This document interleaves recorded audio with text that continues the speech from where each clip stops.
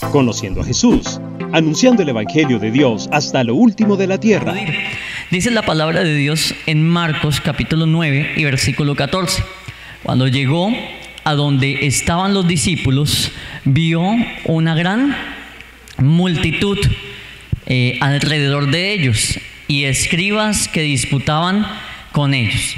En el anterior pasaje, los versículos anteriores, nos está hablando de cuando Jesús sube al monte y se transfigura. El Señor Jesús sube al monte y se transfigura ya en el monte. Él se transfigura, comienzan a resplandecer sus vestiduras, comienza a resplandecer su rostro, Él comienza a brillar como tal, un cuerpo glorificado. ¿Quiénes lo estaban acompañando en ese momento, en ese suceso? Lo estaba acompañando Pedro, Jacobo y Juan. Pedro, Jacobo y Juan estaban acompañando allá al Señor Jesús en lo alto de ese monte y vieron al Señor Jesús transfigurarse. Eso es un simbolismo de en el Antiguo Testamento cuando Moisés subió al monte a recibir las tablas de la ley. Cuando él estaba recibiendo las tablas de la ley, dice la palabra del Señor que él bajó del monte y su rostro resplandecía. Pero cuando Moisés estaba allá arriba, el pueblo, ¿qué estaba haciendo abajo? ¿Estaban muy espirituales? Estaban haciéndose ídolos, porque decían: Moisés ya se murió, Moisés ya se quedó por allá arriba, constrúyenos ahora usted un Dios. Y entonces cogieron los arcillos, cogieron los aretes, cogieron todos los collares de oro, cogieron todo lo que había, fundieron todo ese oro, y con todo ese oro que habían fundido se hicieron un ídolo, se construyeron un ídolo, porque la gente quería un ídolo, un Dios para ellos mismos. ¿Qué vemos aquí partiendo de ese hecho? En el Señor Jesús está sucediendo lo mismo. El Señor Jesús está en la cima de ese monte glorificándose. En ese monte está Moisés, en ese monte está Elías, está la presencia del Señor, está la manifestación del Señor. Todo es un ambiente de gloria.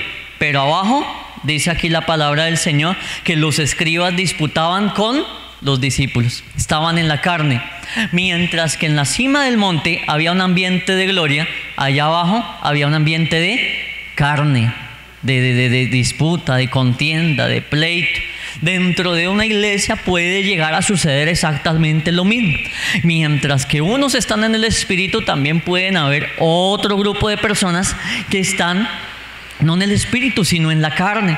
Y usted y yo tenemos la meta, la finalidad de ser de las personas que estemos en el espíritu, de que valoremos la presencia del Señor, que aprovechemos la presencia del Señor, que nos sumerjamos en esa gloria divina, que estemos allí revestidos del poder de Dios. Esa es la meta tuya y mía. Esa es la meta que tú y yo necesitamos tener. No ser de los carnales, no ser de los que se dejen llevar por las obras de la carne, sino más bien por el contrario, ser personas que estén en el espíritu, ser personas que estén sumergidas allí en el río de la gloria de Dios. Pero eso no va a acontecer cuando nos dejamos distraer. Eso no va a acontecer cuando todo el mundo está orando y luego hay otra persona en otro cuento diferente. No va a suceder cuando las personas estamos en un culto y hay personas que están en un ambiente o haciendo otras cosas diferentes. No va a acontecer de esa manera. No va a acontecer de esa manera. Cuando se está en oración, la idea es que todos estén en oración. Cuando estamos en prédica, no es tiempo de estar en otro asunto. No es tiempo de estar por allá pensando en los frijoles, pensando por allá en el almuerzo, por allá en otra actividad. Si estamos en un lugar, estamos en lo que estamos, ¿verdad que sí? Para no dejarnos robar la bendición. Porque si yo no estoy en lo que estoy siendo es un carnal, no un espiritual. Esta gente estaban en contienda, en pelea, en pleito. ¿Estaban en lo que estaban? No, estaban en la carne. Mientras que Jesús estaba en la gloria, estaba glorificándose, su rostro resplandecía. Todo era una gloria allá arriba de ese monte, pero abajo había pura carne. ¿Cómo es de paradójico eso, verdad que sí?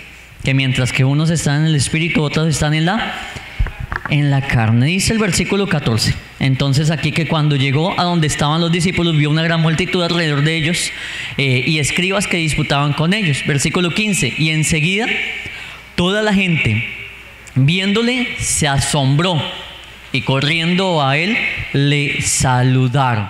Él les preguntó, versículo 16, ¿Cuál es la disputa que tienen ahí? ¿Cuál es el pleito que hay allí? ¿Cuál es la contienda que tienen ahí? ¿Por qué están peleando? Porque están en la carne, básicamente. Versículo 17. Y respondiendo, uno de la multitud dijo: Maestro, traje a ti mi hijo que tiene un espíritu, ¿qué? Un espíritu mudo. Este hombre logra identificar que su hijo tiene al interior, dentro de sí, un espíritu, un demonio.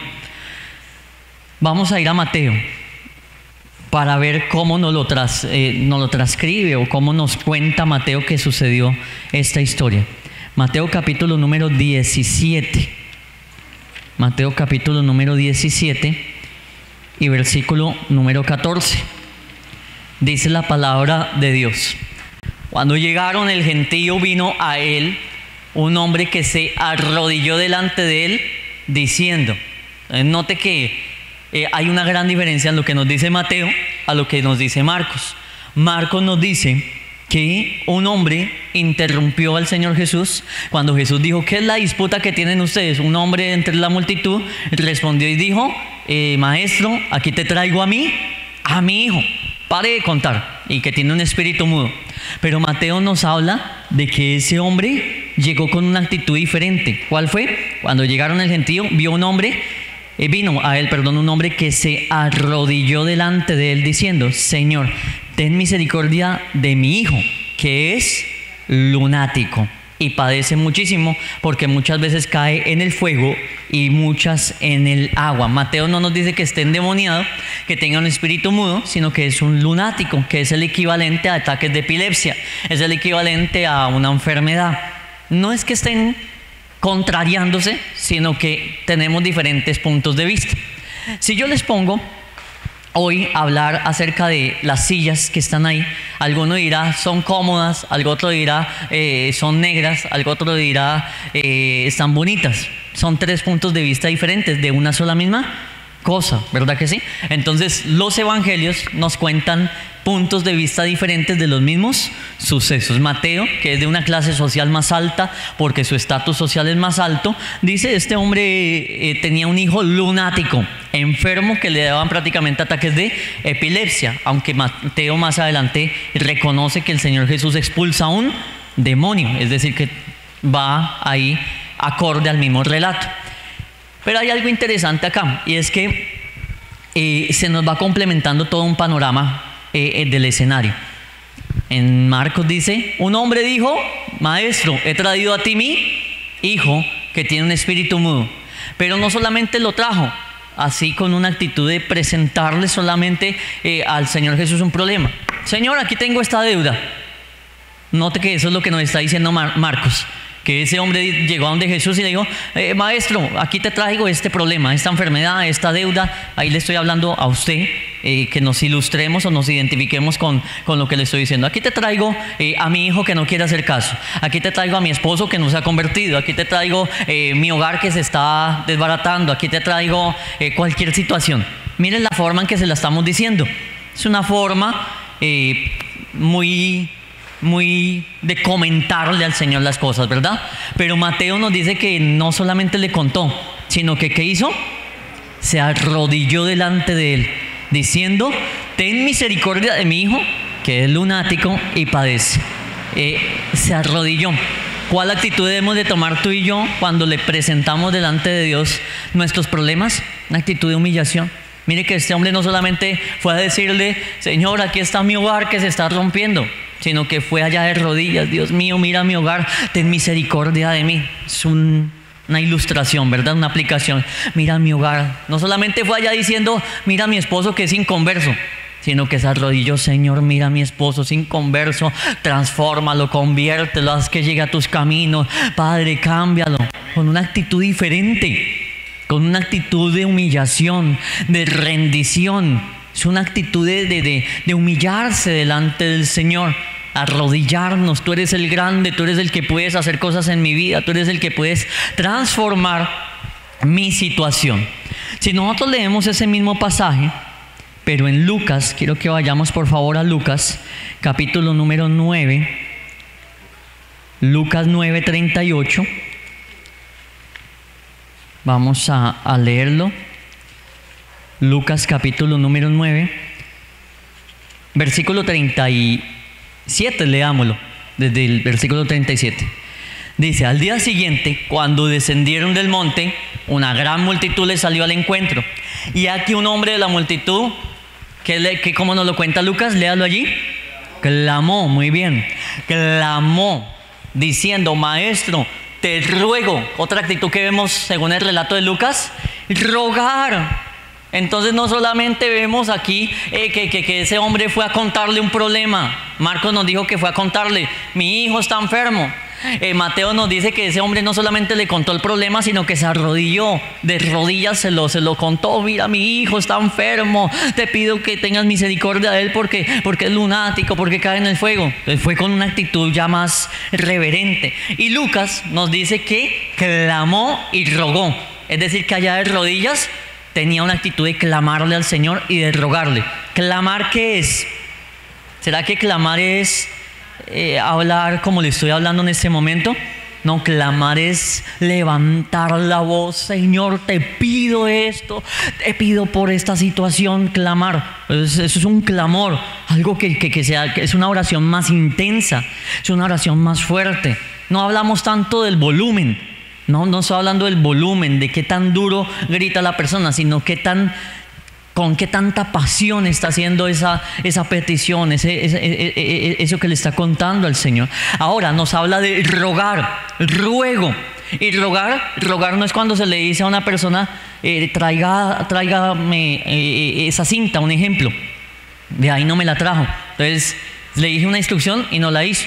Rogar es cuando, ¿qué yo hago? Venga, tráigame esa cinta, por favor, deme esa cinta, venga, que me pase esa cinta, que por favor me pase esa cinta. Y bueno, uno de los dos muchachos, gracias, me está ayudando acá, y ya. Eso es rogar, es insistir: venga, páseme esto. Entonces, gracias. Entonces, rogar es cuando pido repetidas veces o reiteradamente por algo.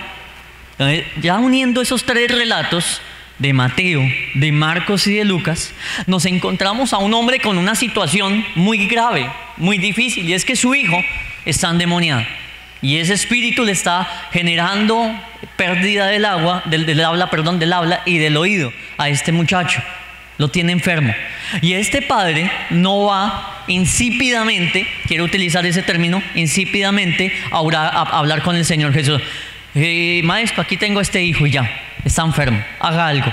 No, este hombre va con una actitud de humillación, se arrodilla: mira, Señor, ten misericordia, te clamo, te ruego, por favor, míralo, por favor, ayúdame, por favor, haz algo. ¿Sí ve que ya el panorama como que ya es diferente? El panorama nos cambia. Cuando usted y yo tengamos problemas, qué bonito es que tú dobles tus rodillas con una actitud de humillación, con una actitud realmente de clamar, de rogar, de pedirle al Señor: Dios mío, mira, Señor, necesito que hagas algo, necesito que intervengas, necesito que te muevas, Dios mío, necesito que abras esa puerta. Mira, Señor, esa demanda, haz algo en esa demanda, en ese pleito. Mira a mi esposo, con una actitud más entregada al Señor. No es para verle de esa manera aquí en la iglesia, que es que el pastor quiere que... No. Es que estamos viendo que en la Biblia, gente que derramó su corazón y su alma ante Dios, Dios les respondió. No estoy hablando del volumen, que tanto grites, aunque qué bueno que también tú hables con el Señor con compasión y fervor. Estamos hablando es de que se derrame una oración sincera ante Dios, de que leves al Señor una oración sincera, apasionada, una oración que salga de lo profundo de tu corazón. No una oración que por allá esté pensando en otra cosa. Y yo no sé si le ha pasado a usted que está conversando con alguien y ese alguien le dice: usted sí me está poniendo cuidado porque lo veo todo distraído, lo veo todo elevado. A Dios le puede llegar a pasar lo mismo conmigo, de que estemos hablando con Él. Imagínese Dios diciéndole eso: venga, usted sí me está poniendo cuidado, está como por allá pensando en otra cosa, estás como mirando más bien el celular. Y es que como que está orando y le vibró el celular y de una vez fue a abrir el WhatsApp y a contestar allí. Entonces el Señor: venga, si estás hablando tú y yo, o estás en otra conversación, estás más bien distraído en otra cosa. Si estamos hablando o estás mirando sí, cualquier otro lugar, tu atención está sobre otra cosa. Entonces, eso estaba haciendo este hombre, poniendo su atención fijamente en el Señor, doblando sus rodillas, pidiendo misericordia al Señor. No estaba distraído. Le aseguro que ese hombre no estaba mirando ni a los escribas, ni a los apóstoles, ni la montaña, porque acababan de descender de una montaña. Le aseguro que ese hombre era concentrado en Jesús. Señor, necesito una ayuda tuya. Y allí metido con el Señor. ¿Queremos ver milagros del Señor? Amén, ¿cierto que sí? Métase usted ahí con el Señor diariamente, allá antes de dormir, doble sus rodillas en su casa, tenga tiempos de oración. Cuando se levante a la madrugada, yo no sé a qué hora se levante usted, pero trate de allá doblar sus rodillas, hablar con Dios. Abra la Escritura, lea la palabra de Dios, que Dios también te hable a ti. Eso es una conversación que tenemos con Dios, y que nada te deje distraer. ¿Amén o no amén? Ahora, no solamente es eso, no solamente es concentrarse, sino la actitud de este hombre. Uniendo todo el panorama de Mateo, Marcos y Lucas, tenemos un panorama donde está de rodillas, donde le está rogando al Señor, donde está clamando y donde le está pidiendo misericordia al Señor. Es decir, que esa oración no es insípida, esa oración está allí de verdad naciendo del corazón. Cuando Jesús le dijo a la gente que orara, no le dijo que oraran haciendo vanas repeticiones, ¿cierto que sí? Sino que más bien oraran con entendimiento. Y Jesús les dijo: no hagáis como los fariseos, que creen que por repetir y repetir y repetir van a ser oídas esas oraciones. Notemos que tampoco es por repita y repita y Señor te pido por mi hijo, Señor te pido por mi hijo, Señor mi hijo, Señor mi hijo. No es repetir y repetir creyendo que entre más repita va a ser oído. Es la actitud, es pidiendo con fe, es pidiendo con entrega, es pidiendo con pasión. Amén, ¿lo estamos entendiendo? Que hay mucha gente que repite y repite y todos los días: pastor, llevo 2 años pidiendo por la conversión de mis hijos. Bueno, muy bien, y le felicito, y hay que seguirlo haciendo. Pero también analicemos la actitud con la que se está orando. Es una actitud de arrepentimiento, es una actitud de entrega, es una actitud de fervor, de pasión. O de qué manera también se puede estar llegando a orar. Pueden haber personas orando con amargura, orando con queja. ¿Qué quiere decir eso?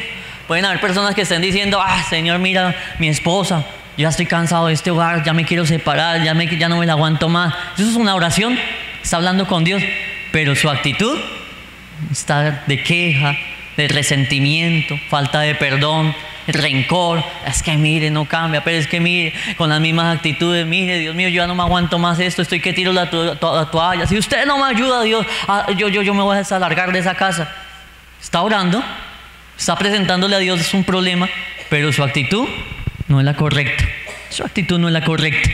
Mire la actitud de este hombre, es una actitud correcta, una actitud de humillación y de entrega al Señor. Volvamos a Marcos, por favor. Marcos nos dice aquí la palabra del Señor en el capítulo número 9 y en el versículo número 18. Dice que este joven, dice allí, el cual donde quiera que le toma, le sacude. Está hablando del espíritu que tiene tomado a este muchacho. El cual donde quiera que le toma, le sacude y echa espumarajos. Y cruje los dientes y se va secando. Y dije a tus discípulos que lo echasen fuera. ¿Y qué hicieron los discípulos? No pudieron los discípulos echarlo fuera. Leamos Mateo. Dice Mateo capítulo 17 y versículo 16: y lo he traído a tus discípulos, pero no le han podido sanar. Nos dice exactamente lo mismo. Desde la perspectiva de Mateo es una sanidad. Desde la perspectiva de Marcos no le han podido echar fuera ese demonio.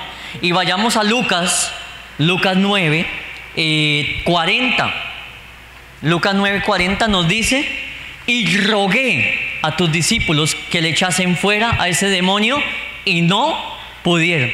Entonces volvamos a unir todo el paralelo, toda la escena, volvamos a unir toda la escena de los 3 evangelios. Entonces nos dice Mateo que pues está hablando desde una perspectiva de sanidad. Nos está hablando Lucas que este hombre le rogó a los discípulos, no solamente fue a decirle a los discípulos que estaban allá, tengo este problema, ¿me pueden ayudar? No, sino que también fue allá a decirle, ayúdenme, por favor, ayúdenme, miren, no me dejen solo con este problema, ustedes yo sé que pueden hacer algo, les pido por favor que no me dejen solo, les pido. Fue con una actitud similar, de rogarle a los discípulos que por favor le ayudasen. Notemos que hacer ese ejercicio nos ayuda mucho para hacer un estudio. Le rogó a los discípulos, pero algo que es en conclusión de los 3 relatos de los evangelios es que los discípulos no le pudieron solucionar el problema a este hombre. ¿Qué sucede cuando usted y yo tenemos un problema y vamos al hombre a que nos resuelva ese problema? No puede. La Biblia nos dice, maldito el hombre que confía en el hombre, porque ningún hombre nos va a poder ayudar a solucionar nuestros problemas. Yo le exponía esta situación cuando predicaba este mismo mensaje en otro escenario. Usted tiene una deuda, un problema económico, y va donde una persona, venga, présteme 100,000 pesos. Y la persona va y se los presta. ¿Le ayudó o no? Claro, le ayudó, les prestó 100,000 pesos. Vaya la próxima semana y vuélvale a pedir otros 100,000 pesos. Es posible que la persona le preste otros 100,000 pesos, pero le va a decir, pero a fin de mes me paga todo, o tal fecha me paga ya 200,000, ¿verdad? Y hasta intereses le cobrará. Vaya por tercera vez y le pide. Y la verdad que ya la persona como que ya lo va a pensar 2 veces, venga, pero no me ha pagado los otros 200 que le presté y me está pidiendo más plata. Deje que venza la fecha que había pactado de pagarle. Había comprometido a pagarle a fin de mes, pasó fin de mes, pasaron 20 días más, vaya a pídale otros 100,000 a ver si se los va a prestar. No, pero si es que usted me dijo que en la quincena de fin de mes me iba a pagar, no me ha pagado y me está pidiendo más. Esa es la ayuda del hombre. La ayuda del hombre es temporal, limitada, pasajera. Esa es la ayuda del hombre. Ya es algo momentáneo. Puede que lo ayuden una vez, puede que lo ayuden 2 veces, puede que lo ayuden 3 veces, pero usted no va a encontrar una ayuda, ni yo tampoco voy a encontrar una ayuda real y genuina en una persona. No la vamos a encontrar. Son ayudas transitorias, son ayudas momentáneas, son ayudas pasajeras. Pero si usted y yo vamos a Cristo, vamos a mirar qué sigue sucediendo aquí en el relato. Dice la palabra del Señor, versículo 41 de Lucas 9. Lucas 9, 41. Cuando Jesús ve que los discípulos no echaron fuera a ese demonio, les contesta lo siguiente. Respondiendo Jesús dijo, oh generación incrédula y perversa. Eso se lo está diciendo a los discípulos, no a la gente como tal, no al papá de este muchacho, sino a los discípulos. ¿Hasta cuándo he de estar con vosotros y os he de soportar? Lea lo que sigue diciendo. Trae acá a tu hijo. ¿Qué te dice Dios entonces hoy a ti con tu problema? No le lleves tu problema por allá ni a tu vecino, ni al banco, ni a tu papá, ni al gota a gota, ni a nadie más. Trae aquí tu problema, que yo sí voy a poder hacer algo. Amén. ¿Lo está entendiendo? Tráigamelo aquí. Si los discípulos no pudieron, son gente incrédula, tráigamelo a mí, que yo sí voy a poder hacer algo. Mateo, capítulo número 17. Vamos a leer qué nos dice diferente, que no es nada, pero para hacer el mismo ejercicio. Respondiendo Jesús dijo, oh generación incrédula y perversa. Bueno, tal vez ese término sí está diferente al de Lucas. Dice que son perversos. Y dice, ¿hasta cuándo he de estar con vosotros? ¿Hasta cuándo os he de soportar? Y nuevamente nos dice, tráigamelo acá. Una vez más Dios está enfatizando, tráigame aquí su problema. ¿Para qué llevárselo a una persona perversa? De verdad, a veces vamos y le pedimos a un perverso, es decir, a una persona que tiene harto pecado, venga, ¿me puede ayudar? ¿Por qué no vamos más bien al santo, que es Dios? Ese sí te puede ayudar. Dice Marcos nos dice, y Marcos capítulo número 9, todos quedan en el capítulo 9, ¿no? Ahí no hay pierde. Mateo, Marcos el de Mateo es 17. Lo que es Marcos y Lucas sí están en el capítulo 9. Dice, versículo 9:19, capítulo 9, versículo 19 de Marcos. Y respondió él y les dijo, oh generación incrédula, ¿hasta cuándo he de estar con vosotros? ¿Hasta cuándo se he de soportar? Tráemelo. El mensaje es muy idéntico en los 3 evangelios. Tráigame su problema a mí, que yo soy el único que le puedo solucionar ese conflicto. Yo soy el único que le puede resolver esa situación, ese pleito, esa enfermedad, lo que sea. Llévele ese problema al Señor. ¿A quién se lo tenemos que llevar? ¿A un incrédulo? Es que eso también nos pasa. Vamos y le llevamos nuestro problema a un incrédulo. Si ese no tiene fe, ¿cómo nos va a ayudar a nosotros? Ni siquiera tiene fe. ¿Qué respuesta? ¿Qué nos va a poder solucionar un incrédulo, un perverso? Nada, nada. Pero usted va a Dios y Dios sí le va a solucionar un problema. Yo sé que aquí en la iglesia han habido personas, no le voy a decir levante la mano para no hacerle quedar mal, pero de seguro que acá han habido personas que en un momento difícil le han pedido consejo a un impío, a alguien que no es cristiano. Dígame si no, eso pasa. O sea, en el colegio, en la universidad, en el trabajo, van y lo ven con una cara larga, por allá lo ven con una cara triste. Venga, ¿qué le pasa? No, vea, tengo problemas en el hogar. No, es que... Y termina por allá un impío aconsejándolo. No, siga adelante. No, mire que a mí me pasaba lo mismo con mi esposa y terminé haciendo esto. Yo mejor me separé y me conseguí otra que sí me quise. Y por ahí el cristiano poniéndole oído a esos consejos. Termina gente pidiendo consejo a incrédulos, a perversos. Jesús está diciendo, venga y escúcheme más bien a mí. Venga, que aquí esta Biblia es la fuente de la sabiduría. Aquí está lo que tienes que hacer. Aquí está la guía para tu vida. Yo te voy a decir por dónde caminar. Yo te voy a solucionar ese problema. No podemos tampoco confundir que Jesús es el genio de la lámpara de Aladín, ¿no? Donde eso chisqueamos el dedo y viene a conceder los deseos. No, pero acudimos a Él y Él tiene el poder para ayudarnos, iglesia. Cristo tiene el poder de ayudarnos. ¿Cuántos dicen amén? Cristo tiene el poder de ayudarnos. Cristo tiene el poder de sanarnos y de hacer cosas grandes en nuestras vidas. ¿Cuánto tiempo hace que le sucede esto? Y el padre le dijo, desde que era un niño, tengo este problema. Hay problemas que los hemos cargado por años. Y si no hemos visto la solución, es porque de pronto hemos ido a que nos lo solucionen gente como estos discípulos, que no pueden. Ni siquiera usted mismo ha podido y otra persona tampoco ha podido. Entonces, ¿a quién le llevamos ese problema? A Dios. A Dios. Ah, pero de pronto nos pasa lo de la mujer del flujo de sangre. ¿Cuántos años llevaba esa mujer con el flujo de sangre? 12 años enferma esa mujer. ¿Y esa mujer no había hecho nada por sanarse? ¿O sí? Sí, la Biblia dice que había gastado todo su dinero en los médicos. Es decir, que la cantidad de citas médicas a las cuales esa mujer fue y los medicamentos, los remedios que habrá comprado fueron innumerables. Gastó todo lo que tenían en los médicos, pero no pudo encontrar una solución para su enfermedad. Solamente cuando tocó el borde del manto del Señor Jesús, allí esa mujer fue realmente sana. Note cómo muchas personas tienen problemas muy grandes, tienen problemas que por años han cargado y no han hallado la solución. ¿Pero por qué? Porque de pronto hemos golpeado las puertas equivocadas. De pronto hemos ido a fuentes que son las equivocadas.